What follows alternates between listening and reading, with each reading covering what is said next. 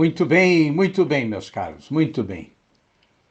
Espero que vocês tenham começado aí uma boa tarde neste feriado de Corpus Christi, né? Bom, eu hoje então, como prometi a vocês ontem, vou retomar a minha reflexão, né? Quer dizer, eu mostrei para vocês um exemplo de como a imaginação funciona, né?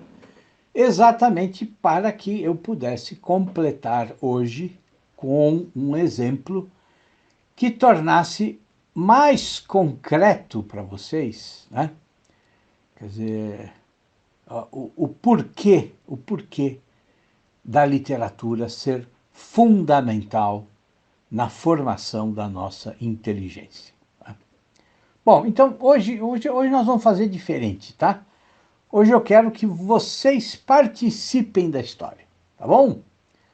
Quer dizer, eu quero que vocês se imaginem no papel do protagonista da história que eu vou começar a contar. Tá bom? Combinado? Muito bem. Então vamos lá. Imaginem que vocês estão num navio, uma longa viagem de navio. Bom, e acontece aí uma tempestade, né? E não bastasse a tempestade, o navio afunda, né? O navio afunda, mas você sobrevive, né? E quando você acorda, bom, você está lá numa ilha deserta, né? Ou seja, eu quero que você imagine, né, que você é um náufrago, exatamente como no romance Robinson Crusoe, do Daniel Defoe, tá? Bom, mas quando você acorda na praia, né, o que você vê? Bom, você vê, né, o mar, as plantas, as árvores, né? Talvez até escute uns passarinhos, escute aí o barulho das ondas, vê o céu, né? Talvez tenha lá um caranguejo beliscando o dedão do seu pé, né? Enfim. Bom, e certamente, né, deitado ainda na areia, você sente a aspereza da areia, a umidade da areia, né? Talvez até sinta o calor que emana da areia. Bom, mas o que significam essas primeiras impressões? Bom, significam que você está vendo esse mundo, essa nova realidade, como algo objetivo, né? Algo que foi imposto a você, né? Quer dizer, esse mundo não faz parte de você, é desconhecido para você, né? Você está nele lá, está aí contra a sua vontade, mas você está ali, não tem como mudar isso, né? Ainda que o seu desejo fosse, sei lá eu, né? Quem sabe, está na casa da sua avó, comendo um pedaço daquele bolo maravilhoso que ela sempre fazia para você, né? E, claro, o melhor de tudo, se sentindo protegido por estar ali, ao lado da sua avó, numa cozinha aconchegante, né? Podendo saborear aquele bolo perfeito, sentindo aquele perfume maravilhoso do café, né? Bom, mas assim, infelizmente você não está na cozinha da sua avó. Você está aqui, na ilha, né? Mas assim, enquanto você observa esse novo mundo, o que é que você percebe? Bom, você percebe que é impossível se comunicar verbalmente com o que você vê, né? Quer dizer, nenhum dos elementos que estão à sua volta, nenhum deles vai manter um diálogo com você.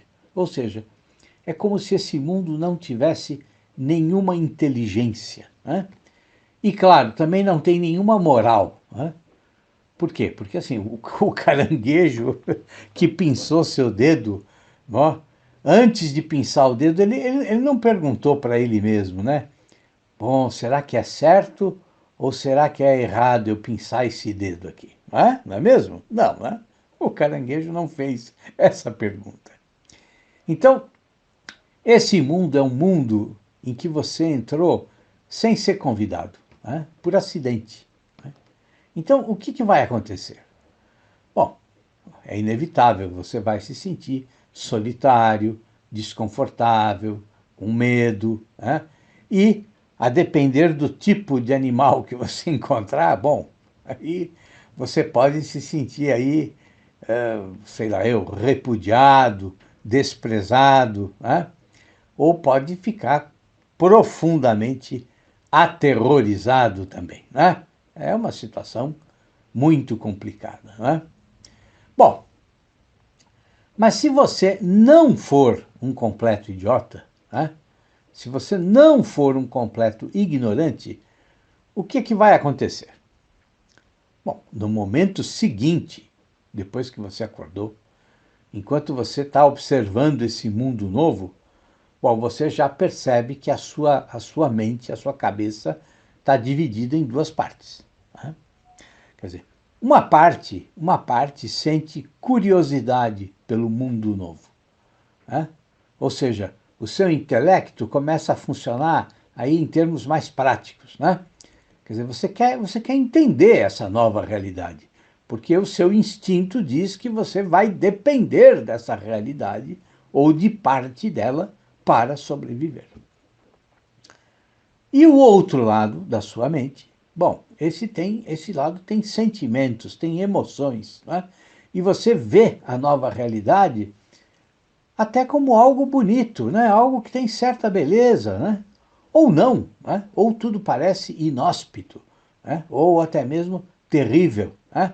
Quer dizer, vai depender, claro, do que você encontrar e do que você começar a perceber. Bom, essas duas formas de ver a realidade, elas se alternam e se misturam na sua cabeça. Né? E seria impossível, num primeiro momento, você separar as duas. Porque essas ideias vão surgindo aí de forma espontânea e também de forma simultânea. Né? Você talvez fique aí dividido entre duas ideias. Né?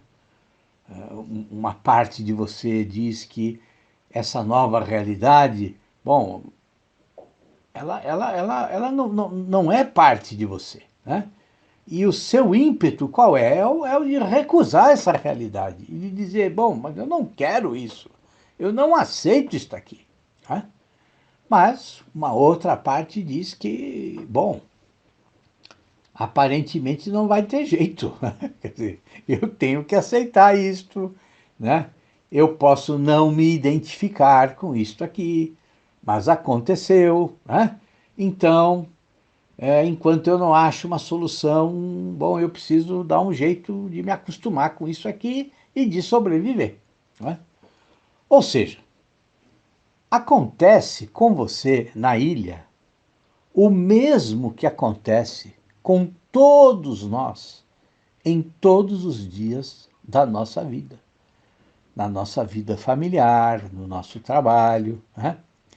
Quer dizer, há sempre uma diferença entre o mundo em que nós efetivamente vivemos, né? A nossa realidade, né? Ou seja, este mundo em que todos os meses nós temos conta para pagar, né? E o mundo ideal em que nós gostaríamos de viver. Né? Bom, mas vamos voltar para a nossa ilha. Vamos voltar para a ilha, que lá estava mais confortável. Né? Os boletos não têm como chegar na ilha. Quer dizer, nós temos outros problemas lá, outros. Bom, então estamos lá na ilha, né? Como você não é um idiota e sabe que precisa sobreviver, então você começa a trabalhar. Né? Quer dizer, primeiro você precisa achar água, comida, e depois você precisa, bom, tornar esse mundo aqui em que você está um pouquinho mais aceitável. Né? Agora, veja só que interessante. Quando você chega nesse estágio, né, você não percebe, mas a sua vida na ilha já não é mais uma simples relação entre sujeito, que é você, e o objeto, que é a ilha. né? Você não está mais sentado na praia chutando o caranguejo que queria comer o seu dedão, né? Não, agora, sobre aquela relação inicial, que foi uma relação aí de completa surpresa, né? Até mesmo de estupor, né? Bom, agora se criou uma outra relação, né? Um pouquinho mais complexa. E nessa relação, a sua vontade e as necessidades que você tem, elas ditam o que você quer fazer e o que você precisa fazer. Tá certo? Bom, mas vamos complicar um pouquinho mais as coisas. Né? Então você está lá caminhando pela ilha quando você faz uma descoberta. Tá? Acontece uma coisa assim absolutamente inesperada. Você descobre que tem ali outro náufrago. Né? Bom, e assim, pensando que sou eu que estou na ilha, né? Bom, assim, na minha história eu descubro que é uma náufraga, tá? Bom, nós não precisamos ser gênios para imaginar o que é que pode acontecer, né? Ou o que fatalmente acontecerá, né? Claro, dependendo de uma série de fatores. Mas, quer dizer, logo você pode ter outras preocupações, né?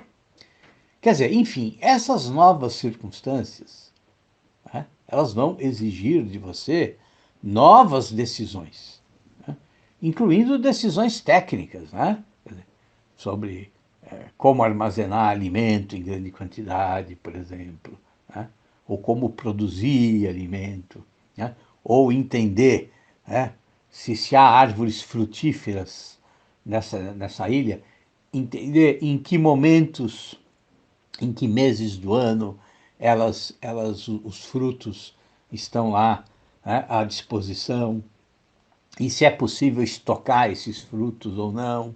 Ou seja, né, você, né, sozinho ou com a sua parceira, vocês vão ter de desenvolver uma série de habilidades práticas. Né? Claro, só vão ter de desenvolver essas habilidades se for importante para você e para ela sobreviver. Né? Bom, mas o que a gente precisa perguntar, né, quer dizer, é o seguinte: o que é que está por trás de todas essas decisões? Né? O que é que está por trás de cada decisão que você toma na ilha? Bom, está a sua imaginação. Né? Ou seja, está o poder de construir modelos possíveis da experiência humana. Modelos de tudo o que o ser humano pode realizar. Né? Você vai recordando os modelos que você viu ou que você aprendeu, né? E, por meio da sua imaginação, você vai tentando, então, adaptar o conhecimento que você tem à realidade da ilha. Muito bem, muito bem. Bom, mas agora vamos tentar pensar em termos de uso da linguagem, tá certo? Bom, qual é a linguagem que você usa quando você acorda na praia e percebe que você sobreviveu, né, ao acidente? Bom, naquele seu primeiro instante de consciência, quando você se dá conta da sua própria situação, né, que linguagem é essa que você usa? Bom, é uma linguagem automática, né? Quer dizer, é uma linguagem que expressa aí a sua capacidade de perceber o que está acontecendo, né? E a sua surpresa, né? Quer dizer, você percebe, né, absolutamente surpreso, a diferença entre o lugar em que você deveria estar e o lugar em que você realmente está. Né? E quando os seus sentidos, né, recebem esse impacto, esse choque, né, como é que é a sua linguagem? Né? Você vira e diz assim: bom, nesta nova situação que a vida me apresenta, eu preciso pensar sob a perspectiva da teoria das mônadas de Leibniz, como devo me comportar. Né? É isso que você diz? É isso não, claro que não é. Né? Não, você acorda, né? Olha em volta, bom, e diz assim, pô, que merda, né? Ou alguma coisa até mais pesada, né? Alguns diriam claramente assim, bom, me fudi, não é? Não tem jeito, né? Desculpem a expressão, mas é a única coisa cabível nessa situação, né? Ou seja, essa fala brevíssima, é só um monólogo, né? E um monólogo que só expressa o seu primeiro sentimento. Né? Depois, à medida que você toma consciência de tudo, né? E a lei da necessidade começa a se impor, né? A sua linguagem ela também fica um pouquinho mais elaborada. Né? Bom, e você vai dizer, bom, o que aconteceu, aconteceu. Né? Bom, e agora, como é que eu vou sobreviver aqui? Né? Então, quer dizer, essa é a linguagem do senso prático. Né? Já não é mais a linguagem do impacto emocional, não é mesmo? Bom, mas existe ainda um outro estágio. Tá? Existe um outro estágio. Quando você senta na praia, né? Ou debaixo de uma árvore e fica imaginando, né, como teria sido melhor se você não tivesse feito a viagem. Bom, você diz para você mesmo, né, oh meu Deus do céu, por que que eu não ouvi o meu pai? Né? Ele me disse que essa viagem era uma loucura. Né? Ele falou que o navio era de segunda linha, que devia ter algum problema, porque assim a passagem estava muito barata. Bom, e então você pensa que se você tivesse papel e lápis, né? Ou melhor, se você tivesse um computador, né? Você escreveria para o seu pai dizendo, né? Olha, pai, você estava certo, mas assim, pelo amor de Jesus Cristinho, você não pode me ajudar agora, não pode me tirar daqui. Né? Bom, quando você chega nesse estágio, você já está usando a linguagem da imaginação. Né? Ou seja, você está quase fazendo literatura. Tá? Então, isso é algo importante para perceber. Quer dizer, o mundo da literatura é mais simples do que o que nós imaginamos.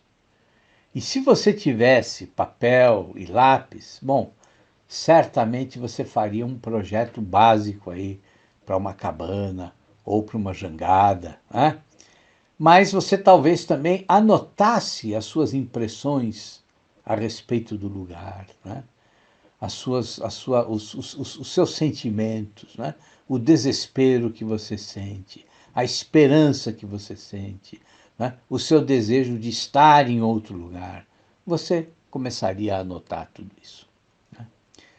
Ou seja, a linguagem literária ela começa quando você abandona o mero eu não gosto disso. Né? E passa a pensar, por que eu não gosto disso? Ou isto poderia ser diferente do que é. Né? Ou uma coisa um pouquinho mais complexa, né? Quando você diz, meu Deus, quando eu li o Robinson Crusoe na infância, eu nunca imaginei que isso poderia acontecer comigo. Então a aventura dele foi assim? Bom, então agora eu entendo tudo o que ele passou. Tá? Ou seja, isso também é importante a gente perceber. Na imaginação, na linguagem da imaginação, que é a linguagem literária, vale tudo o que pode ser imaginado. E o limite da imaginação, bom, se é que existe um limite para ela, o limite dela é o mundo e todas as nossas sensações. Né? Bom, muito bem, mas vamos complicar um pouquinho mais as coisas, tá? Então vejam só, vamos supor que você nunca recebeu nenhum tipo de educação literária. Tá? Você foi alfabetizado, né, mal e porcamente alfabetizado, né? Você ficou lá 2 anos numa escola construtivista, tá? Então você foi pessimamente alfabetizado, né? Você nunca, assim, você nem recebeu algum tipo de orientação sobre como fazer uma redação, né? Você também nunca se interessou em ler uma crônica de jornal, né? Muito menos um romance do Machado de Assis, né? E assim, na verdade, você não era nem turista no navio, mas você era um faxineiro lá no navio, você limpava os banheiros, né? Mas você conseguiu pegar dos escombros do navio alguns instrumentos de escrita, né? Bom, e como seria a sua linguagem? Como seria a linguagem que você usaria para escrever, né? Se você tivesse de escrever uma mensagem pedindo socorro para enfiar numa garrafa e jogar no mar, o que é que você escreveria? Né? Bom, não seria algo complexo, né? Você poderia escrever algo do tipo socorro, ponto. Estou perdido nesta ilha, ponto. Nosso navio ia para algum lugar, não me lembro onde. E aí terminaria a sua mensagem, tá? Muito bem, mas assim, e se você tivesse alguma mínima relação com a linguagem literária, né? Ou que se aproximasse da literatura? Como é que seria? Né? Vamos supor que você era um bom leitor de editoriais da Folha de São Paulo e do Estadão. Bom, você certamente escreveria uma coisinha um pouco mais elaborada, né? Né?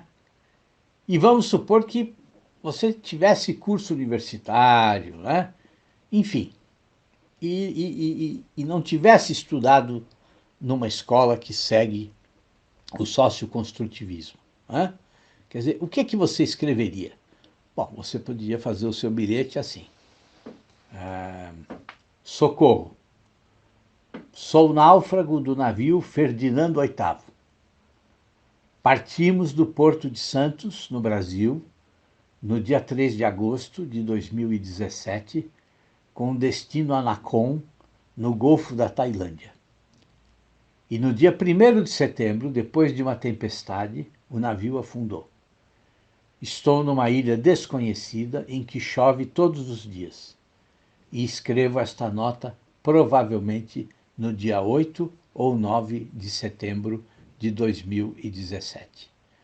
Meu nome é fulano de tal, moro em tal cidade, sou casado com fulano de tal e meus pais se chamam tal e tal.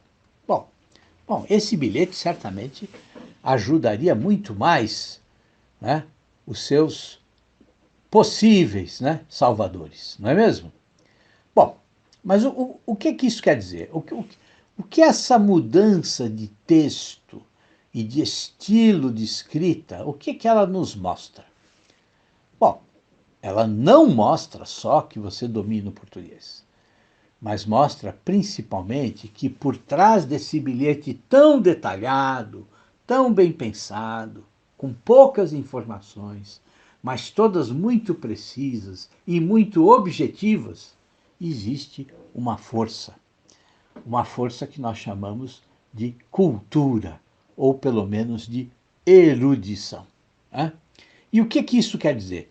Quer dizer que quanto mais cultura, quanto mais erudição nós temos, né, melhor ou maior será a nossa capacidade de não só imaginar, mas de colocar no papel o que nós imaginamos.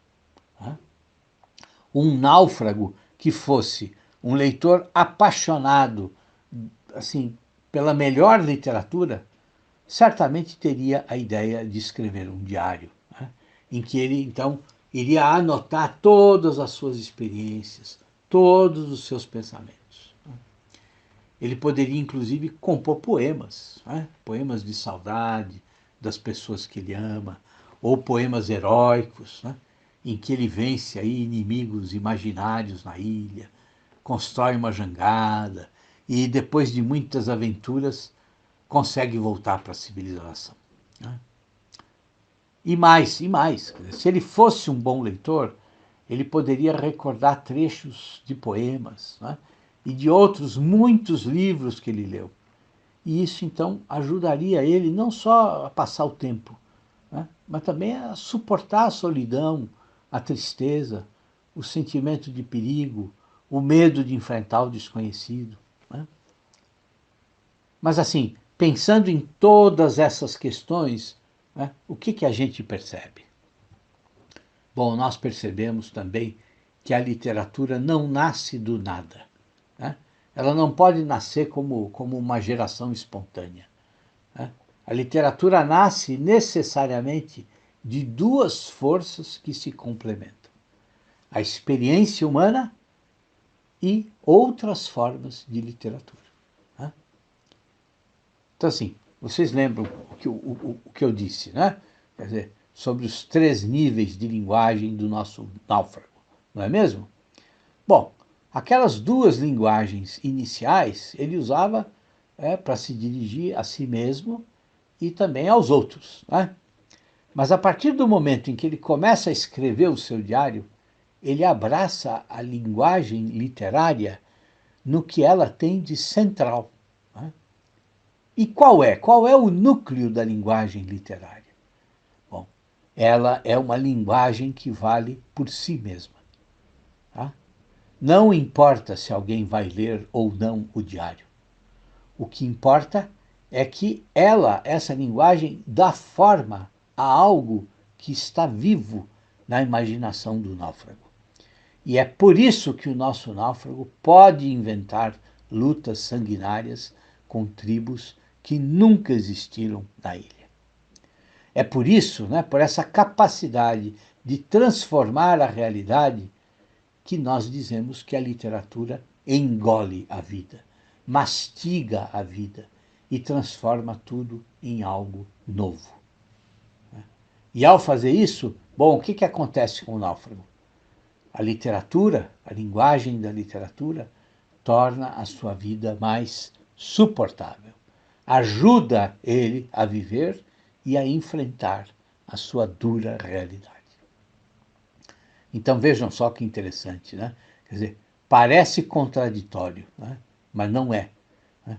Quanto mais o nosso náufrago recorda trechos dos livros que ele leu, né? Quanto mais ele escreve, quanto mais ele cria, mais ele se afasta da realidade. Né? E assim, ao mesmo tempo, mais suportável ele torna a sua própria realidade. Mais a sua imaginação permite que ele encontre soluções para os seus problemas. Né? Isso é fascinante. Né? É fascinante. Né? E mostra muito bem o poder da literatura. Né?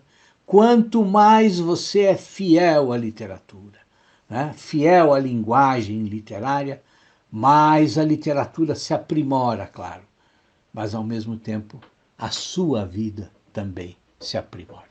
Né? Bom, mas vamos sair da ilha, né? Vamos sair da ilha, porque essa ilha já deu tudo que tinha que dar. Né? Agora eu quero que vocês imaginem as suas próprias vidas, tá? Exatamente como elas são hoje. Né? Então, assim, no meu caso, eu vou imaginar que eu estou caminhando pelo calçadão da Rua Barão de Jundiaí, lá na minha cidade natal. Né? Ou que eu estou seguindo pela Rua do Rosário. Né? Eu saí do gabinete de leitura Rui Barbosa e estou caminhando na Rua do Rosário, na direção do Clube Jundiaense. Né? Agora, assim, vocês imaginam o que vocês querem, tá? Mas tentem imaginar cada detalhe. Né? Cada detalhe das ruas que vocês conhecem. Quer dizer, ruas nas quais vocês já tenham andado, estejam acostumados a andar. Tá? Agora pense o seguinte: qual experiência seria melhor para quem percorre essas ruas? A experiência de quem nunca leu nenhuma linha ou a experiência de quem já leu poemas, contos, romances, crônicas? Como essas duas pessoas diferentes, né, absorvem e transformam nas suas mentes a mesma paisagem, as mesmas coisas que elas observam enquanto estão caminhando. Se a gente colocasse essas duas pessoas caminhando juntas e depois pedíssemos que cada uma contasse o que viu, de quem seria o discurso mais elaborado, mais vívido, mais provocativo, mais persuasivo, mais repleto de comparações e de alusões, né, que aí poderiam nos remeter a outras realidades, a outras experiências do ser humano? Né? Claro, você pode dizer para mim que essa diferença, né, não dá nenhuma garantia de que a pessoa com mais leitura e mais próxima da linguagem literária é mais sábia ou mais feliz que a outra. Mas você está certíssimo na sua observação. Só tem um problema. Não é sobre isso que eu estou falando. Né? Eu estou falando de inteligência. A questão aqui é quem imagina melhor. Né? E exatamente por imaginar melhor, consegue fazer analogias entre o que ela vê na rua e o que ela gostaria de ver. O que ela viu em realidades contadas nos livros e o que ela pode ter visto em outras ruas, de outras cidades. Né? Agora, por que isso acontece? Por que essas duas pessoas são tão diferentes? Né? Porque uma se limita a ver só o que ela enxerga. E a outra entende como o seu mundo, né? O seu mundo, que pode ser um microcosmo aparentemente sem importância, né? Como ele pode ser um lugar complexo, surpreendente, terrível, né? E pode ser visto sob uma infinidade de perspectivas diferentes, cada uma delas com múltiplas possibilidades. Né? E por que isso acontece? Por quê? Porque a literatura é o exercício da imaginação. E a imaginação, né, uma imaginação rica, variada, complexa, ela dá ao homem o sentido vivo das possibilidades. O sentido vivo do que vai além das circunstâncias em que ele vive. Ou seja, o sentido de todas as contingências, isto é, de todas as possibilidades que podem ocorrer. Né? Quer dizer, a literatura nos dá, inclusive, a capacidade de imaginar todas as exceções, né? Todas as exceções que podem dar vida a novos pensamentos, a novos comportamentos, a novas formas de encarar o nosso destino pessoal. Né? Quer dizer, o que a literatura pode dar, né, ao náufrago lá na ilha ou a você que está caminhando aí, por essa rua que você conhece? Né? O que ela pode dar?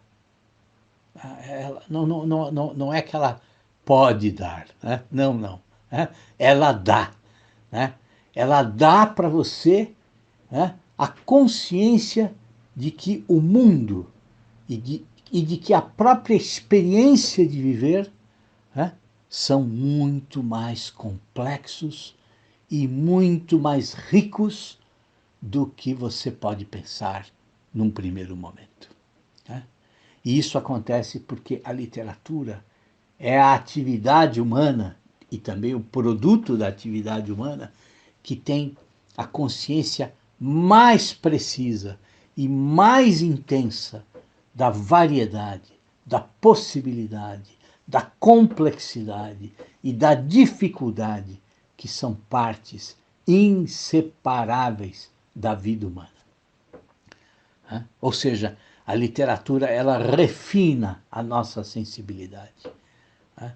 E essa nova consciência, ela é tão precisa, tão intensa e tão variada que os leitores de literatura podem se considerar como representantes não só de si mesmos, mas da humanidade inteira. Né? Ou seja, não importa quanta experiência você pode acumular durante toda a sua vida, você jamais vai alcançar toda a dimensão da experiência que a literatura pode proporcionar. Né? Então vejam que a literatura não é um mundo de sonhos, não, né? Mas é um sonho para as mentes que estão realmente acordadas. Né? Quer dizer, a literatura nasce da experiência da vida cotidiana e das outras literaturas para nos dar uma perspectiva e uma dimensão da realidade que nós não podemos alcançar de nenhuma outra forma. Tá? Quer dizer, é por isso que um grande estudioso como Northrop Frye pôde dizer que a literatura concentra todas as experiências humanas, né? Das alturas do paraíso imaginativo até as profundezas do inferno imaginativo. Né? E é por isso que a literatura, como o Frei dizia, e eu já devo ter dito aqui para vocês, a literatura é um apocalipse humano, porque ela é uma revelação do homem para si mesmo. Tá certo? É isso, meus caros. Olha, um grande abraço para vocês e espero estar aqui de novo amanhã, tá bom? Sexta-feira. Mas se não der certo, segunda-feira a gente conversa de novo sem falta, tá bom? Um abração para vocês, tudo de bom.